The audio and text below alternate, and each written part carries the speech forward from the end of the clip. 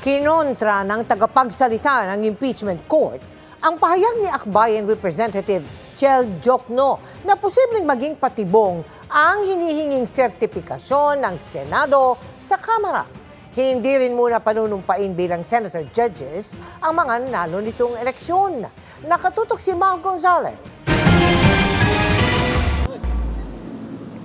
Kahit simula na ang termino ng mga nanalo nitong election 2025, hindi pa rin sila panunumpain bilang impeachment judges. Ayon sa tagapagsalita ng Senate Impeachment Court, may magkakaibang opinion kasi kung nagpapatuloy ang kapangyarihan ng Senate President na siya ring presiding officer nito. Dahil nga kailangan mag-elect ng Senate President, malamang yung presiding officer din mawawalan ng kapangyarihan. May holdover capacity nga po. Pero nga, maaaring ma-question siya na bakit ka nagsiswear in. Nakalagay sa rules natin, mag-elect muna tayo ng Senate President. So ayaw niyang mangyari yun na ma-question siya. Nakadepende umano ang pag-reconvene ng impeachment court sa compliance ng Kamara sa hinihinging sertipikasyon na payag itong ituloy ang impeachment at ang pagsusumite ng pangalan ng mga magiging House Prosecutor.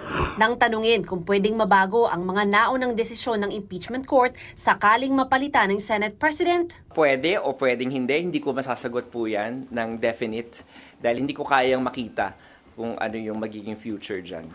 Kinontra naman itong goal ang pahayag ni Akbayan Party List Representative Chel Jokno na posibleng patibong ang pagre-require ng Senate Impeachment Court ng certification mula sa 20th Congress.